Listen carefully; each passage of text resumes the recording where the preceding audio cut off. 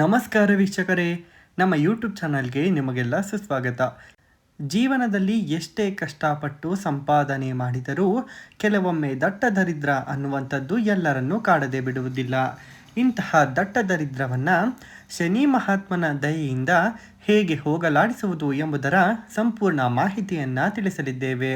ಅದಕ್ಕೂ ಮೊದಲು ನಮ್ಮ ಯೂಟ್ಯೂಬ್ ಚಾನಲನ್ನು ಸಬ್ಸ್ಕ್ರೈಬ್ ಮಾಡಿಕೊಳ್ಳಿ, ಪಕ್ಕದಲ್ಲಿ ಕಾಣುತ್ತಿರುವ ಬೆಲ್ ಬಟನ್ನ ಕ್ಲಿಕ್ ಮಾಡಿ. ಹೌದು ವೀಕ್ಷಕರೇ, ಈ ದರಿದ್ರ ಹೇಗೆ ಬರುತ್ತದೆ ಎಂದು ನೋಡುವುದಾದರೆ, ನಮ್ಮ ಭಾರತೀಯ ಸಂಪ್ರದಾಯದ ಮತ್ತು ಜ್ಯೋತಿಷ್ಯ ಶಾಸ್ತ್ರದ ಪ್ರಕಾರ ದಾರಿದ್ರ್ಯ ಅಥವಾ ದರಿದ್ರವು ಮುಖ್ಯವಾಗಿ ವ್ಯಕ್ತಿಯ ಕೆಟ್ಟ ಅಭ್ಯಾಸಗಳು, ಅಶುಭ ಆಲೋಚನೆಗಳು ಮತ್ತು ವಾಸ್ತು ದೋಷಗಳಿಂದ ಆವರಿಸಿಕೊಳ್ಳುತ್ತದೆ. ಇದು ಕೇವಲ ಹಣದ ಕೊರತೆಯಲ್ಲ, ಬದಲಿಗೆ ಜೀವನದಲ್ಲಿ ನೆಮ್ಮದಿ ಇಲ್ಲದ ಹಾಗೆ ಮಾಡುತ್ತದೆ. ದರಿದ್ರ ಬರಲು ಪ್ರಮುಖ ಕಾರಣಗಳು. ಹೌದು ವೀಕ್ಷಕರೇ, ನಾವು ಮೊದಲೇ ಹೇಳಿದ ರೀತಿಯಲ್ಲಿ ಅಶುಭ ನಡವಳಿಕೆ. ಇದರ ಪರಿಣಾಮವನ್ನು ನೋಡುವುದಾದರೆ, ಹಿರಿಯರಿಗೆ ಅಗೌರವ ತೋರುವುದು, ಸ್ತ್ರೀಯರಿಗೆ ಅವಮಾನ ಮಾಡುವುದು ಮತ್ತು ಇತರರಿಗೆ ಕೆಟ್ಟದ್ದನ್ನು ಬಯಸುವುದು, ಇವೆಲ್ಲವನ್ನು ನಾವು ಅಶುಭ ನಡವಳಿಕೆ ಎಂದು ಗುರುತಿಸುತ್ತೇವೆ. ಈ ರೀತಿಯ ವರ್ತನೆಗಳು ಯಾವ ವ್ಯಕ್ತಿಯಲ್ಲಿ ಅಥವಾ ಯಾರ ಮನೆಯಲ್ಲಿ ಇರುತ್ತದೋ ಅಂತಹ ಅವರಿಗೆ ಅಶುಭ ನಡವಳಿಕೆಯಿಂದ ದರಿದ್ರವು ಮುಖ್ಯವಾಗಿ ಕಾಡುತ್ತದೆ. ಆದ್ದರಿಂದ ನೀವು ಹಿರಿಯರಿಗೆ ಗೌರವ ಕೊಡಬೇಕು, ಸ್ತ್ರೀಯರಿಗೆ ಅವಮಾನ ಮಾಡಬಾರದು ಹಾಗೂ ಇತರರಿಗೆ ಕೆಟ್ಟದ್ದನ್ನು ಬಯಸುವುದನ್ನು ನಿಲ್ಲಿಸಬೇಕು. ಎರಡನೆಯದಾಗಿ ದೈಹಿಕ ಅಶುಚಿತೆ. ಸ್ನಾನ ಮಾಡದೆ ದೇವರ ಪೂಜೆ ಮಾಡುವುದು, ಎಂಜಲು ಕೈಗಳಿಂದ ದೇವರ ವಸ್ತುಗಳನ್ನು ಮುಟ್ಟುವುದು ಮತ್ತು ಸದಾಕಾಲ ಮೈಗಳ್ಳತನ ಮಾಡುವುದು. ಹಾಗೆಯೇ ಇದಕ್ಕೆ ಮುಖ್ಯ ಕಾರಣಗಳೇನೆಂದರೆ, ಸ್ನಾನ ಮಾಡದೆ ಇರುವುದು ಕೂಡ ಇಲ್ಲಿ ಅಪರಾಧವಾಗಿಯೇ ಕಾಣುತ್ತದೆ. ಹಾಗೆಯೇ ದೇವರ ಮನೆಯಲ್ಲಿ ನಾವು ದೇವರ ಪೂಜೆಗೆ ಹೋಗುವಾಗ ದೇವರ ಮನೆಯಲ್ಲಿರುವ ಏನಾದರೂ ಸಾಮಗ್ರಿಗಳನ್ನು ತೆಗೆದುಕೊಳ್ಳಬೇಕು ಎಂಬ ಸಂದರ್ಭಗಳಲ್ಲಿ ಸ್ನಾನ ಮಾಡಿಯೇ ಹೋಗಬೇಕು. ಯಾವುದೇ ರೀತಿ ಒಂದು ಸ್ನಾನ ಮಾಡದೆ ಹೋಗುವುದು ಅಥವಾ ಎಂಜಲು ಕೈಗಳಿಂದ ದೇವರ ಮನೆಯಲ್ಲಿ ಇರುವ ವಸ್ತುಗಳನ್ನು ಮುಟ್ಟುವುದು ಹಾಗೂ ಸೋಂಬೇರಿಗಳಾಗಿ ಇರುವುದು, ಈ ರೀತಿಯ ಕೆಟ್ಟ ಪರಿಣಾಮಗಳಿಂದ ದೈಹಿಕ ಅಶುಚಿತೆ ಆಗುತ್ತದೆ. ಅಂದರೆ ದೇಹವನ್ನು ಸ್ವಚ್ಛವಾಗಿ ಇಟ್ಟುಕೊಳ್ಳಬೇಕು ಅನ್ನುವಂಥದ್ದನ್ನು ಇಲ್ಲಿ ಹೇಳ್ತಿದ್ದಾರೆ. ಇನ್ನು ಮೂರನೆಯದಾಗಿ ಮನೆಯ ವಾಸ್ತು ದೋಷ. ಹೌದು ವೀಕ್ಷಕರೇ, ಮನೆಯಲ್ಲಿ ಕಸ, ಮುರಿದ ವಸ್ತುಗಳನ್ನು ಇಟ್ಟುಕೊಳ್ಳುವುದು, ಪೊರಕೆಯನ್ನು ಎಲ್ಲೆಂದರಲ್ಲಿ ಹಾಕುವುದು ಹಾಗೂ ಮುಖ್ಯ ದ್ವಾರದಲ್ಲಿ ಕತ್ತಲು ಇರುವುದು, ಇದೇ ತರಹದ ಎಷ್ಟೋ ರೀತಿಯ ಸಮಸ್ಯೆಗಳು ಪ್ರತಿಯೊಬ್ಬರ ಮನೆಯಲ್ಲೂ ಕಾಣುತ್ತಲೇ ಇರುತ್ತದೆ. ಉದಾಹರಣೆಗೆ, ಮನೆಯಲ್ಲಿ ಪ್ರತಿದಿನ ಕಸಗೂಡಿಸಿ ಆ ಮನೆಯನ್ನು ಶುಚಿತ್ವವಾಗಿ ಇಟ್ಟುಕೊಳ್ಳಬೇಕು. ಆದರೆ ಕೆಲವು ಮಂದಿ ಕೆಲಸದ ಒತ್ತಡದಲ್ಲಿ ಎಲ್ಲೆಂದರಲ್ಲಿ ವಸ್ತುಗಳನ್ನು ಬಿಟ್ಟು ಕಸವನ್ನು ಗೂಡಿಸದೆ ಹಾಗೆಯೇ ಬಿಟ್ಟು ಬಿಡುತ್ತಾರೆ. ಇದರಿಂದ ದರಿದ್ರವು ಒಕ್ಕರಿಸುತ್ತದೆ. ಹಾಗೆಯೇ ತುಂಬ ಹಳೆಯ ವಸ್ತುಗಳು ಅಥವಾ ಮುರಿದ ವಸ್ತುಗಳನ್ನು ಮನೆಯಲ್ಲಿ ಇಟ್ಟುಕೊಳ್ಳುವುದು, ಇದರಿಂದ ನೆಗೆಟಿವ್ ಎನರ್ಜಿ ಮನೆಗೆ ತಲುಪುತ್ತದೆ. ಹಾಗೆಯೇ ಮುಖ್ಯವಾಗಿ ಪೊರಕೆಯನ್ನು ಎಲ್ಲೆಂದರಲ್ಲಿ ಹಾಕುವುದನ್ನು ಬಿಡಬೇಕು. ಕಾರಣ, ಪೊರಕೆಯು ಮಹಾಲಕ್ಷ್ಮಿಯ ಒಂದು ಸಂಕೇತವಾಗಿರುತ್ತದೆ. ಅದು ದೇವಿ ಸಂಕೇತ ಆಗಿರುವುದರಿಂದ ಅದನ್ನು ನಾವು ಎಲ್ಲೆಂದರಲ್ಲಿ ಬೀಸಾಡಬಾರದು, ಅದಕ್ಕೆ ಆದ ಒಂದು ಸ್ಥಳವನ್ನು ಇಡಬೇಕು. ಹಾಗೆಯೇ ಮನೆಯನ್ನು, ಅದರಲ್ಲೂ ಮನೆಯ ಮುಖ್ಯ ದ್ವಾರದಲ್ಲಿ ಕತ್ತಲು ಇರಬಾರದು. ಈ ರೀತಿ ಇದ್ದರೆ ದರಿದ್ರವು ಬರುತ್ತದೆ ಎಂದು ಹಿರಿಯರು ಹೇಳುತ್ತಾರೆ. ಹಾಗಾಗಿ ಸಂಜೆ 6 ಗಂಟೆಯ ನಂತರ ವಿದ್ಯುತ್ತನ್ನು ಹಾಕುವುದು ಒಳ್ಳೆಯದು. ವಿದ್ಯುತ್ ಇಲ್ಲದ ಸಂದರ್ಭದಲ್ಲಿ ಎಣ್ಣೆ ದೀಪಗಳಿಂದ ಮನೆಯನ್ನು ಬೆಳಗಿಸತಕ್ಕದ್ದು. ಹೀಗಾಗುವುದರಿಂದ ದರಿದ್ರವು ನಿವಾರಣೆಯಾಗುತ್ತದೆ. ಇನ್ನು ಸೂರ್ಯೋದಯ ಮತ್ತು ಸೂರ್ಯಾಸ್ತದ ಸಮಯದಲ್ಲಿ ನಿದ್ರೆಗೆ ಜಾರುವುದು. ಹೌದು ವೀಕ್ಷಕರೇ, ಇದು ಎಂತಹ ತಪ್ಪು ಎಂದರೆ, ಸಂಜೆಯ ವೇಳೆ ಮಲಗುವುದು ಅಥವಾ ಸೋಮಾರಿಯಾಗಿ ಕಾಲ ಕಳೆಯುವುದು ದರಿದ್ರಕ್ಕೆ ಆಹ್ವಾನವನ್ನು ನೀಡುವಂತಾಗುತ್ತದೆ. ಈ ವಿಷಯದಲ್ಲಿ ನೀವೆಲ್ಲರೂ ದಯವಿಟ್ಟು ಎಚ್ಚರಿಕೆಯಿಂದ ನೋಡಿಕೊಳ್ಳಬೇಕು. ಯಾವುದೇ ಕಾರಣಕ್ಕೂ ಸಂಜೆಯ ವೇಳೆಯಲ್ಲಿ ಮಲಗಬಾರದು. ಬೆಳಗ್ಗೆ ಸಹ ಬೇಗನೆ ಏಳಬೇಕು.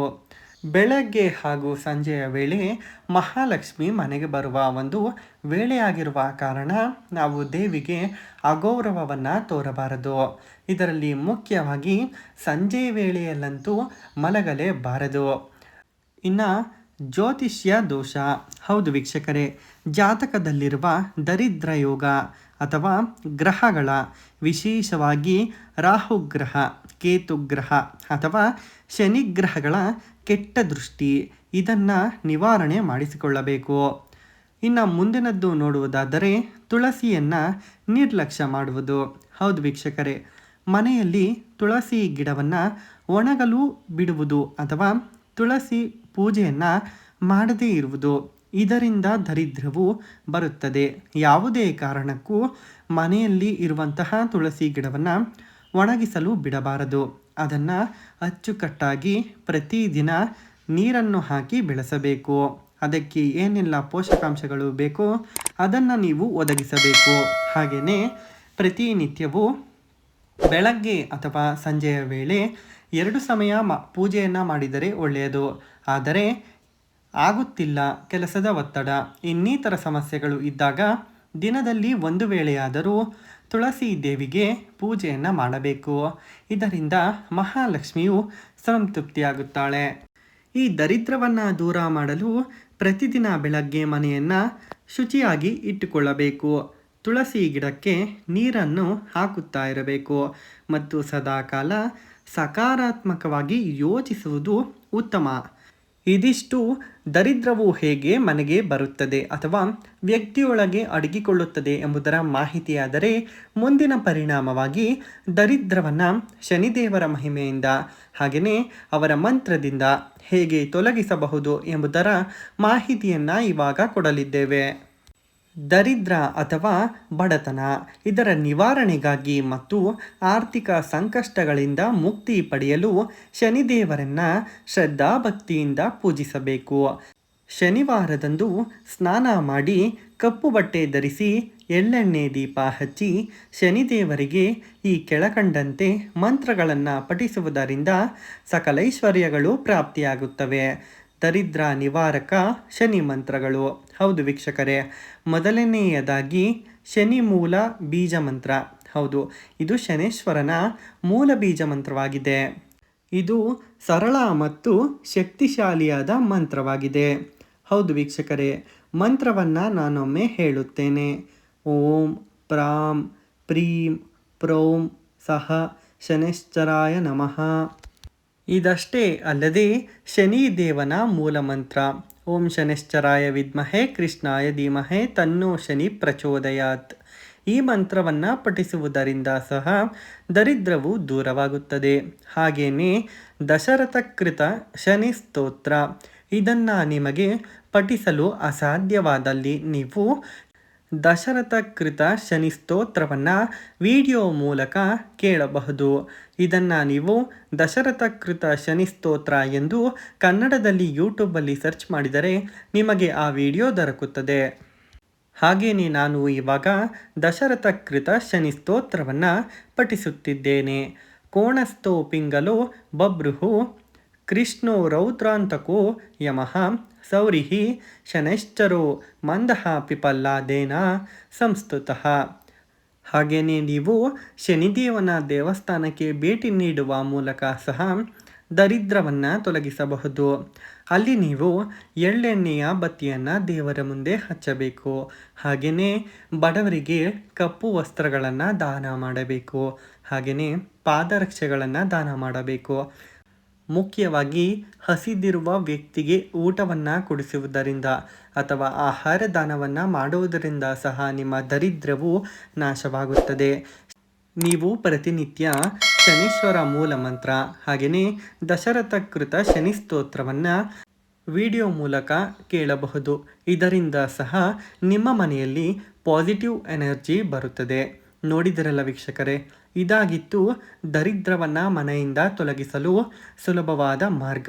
ಇದನ್ನು ನೀವು ಮರೆಯದೇನೆ ಮಾಡಬೇಕು. ಹೀಗಾದರೆ ಮಾತ್ರ ನಿಮ್ಮ ಮನೆಯಲ್ಲಿ ಅಥವಾ ನಿಮ್ಮೊಳಗಿರುವ ದರಿದ್ರವು ಸಂಪೂರ್ಣವಾಗಿ ನಾಶವಾಗುತ್ತದೆ. ಇದಾಗಿತ್ತು ಇಂದಿನ ವಿಡಿಯೋ. ಇದೇ ರೀತಿಯ ಹೆಚ್ಚಿನ ಮಾಹಿತಿಗಳಿಗಾಗಿ ನಮ್ಮ ಯೂಟ್ಯೂಬ್ ಚಾನಲನ್ನು ಸಬ್ಸ್ಕ್ರೈಬ್ ಮಾಡಿಕೊಳ್ಳಿ. ಹಾಗೆಯೇ ಪಕ್ಕದಲ್ಲೇ ಕಾಣುತ್ತಿರುವ ಬೆಲ್ ಬಟನನ್ನು ಕ್ಲಿಕ್ ಮಾಡಿ. ವಿಡಿಯೋ ನೋಡಿದ್ದಕ್ಕಾಗಿ ಧನ್ಯವಾದಗಳು. Thanks for watching.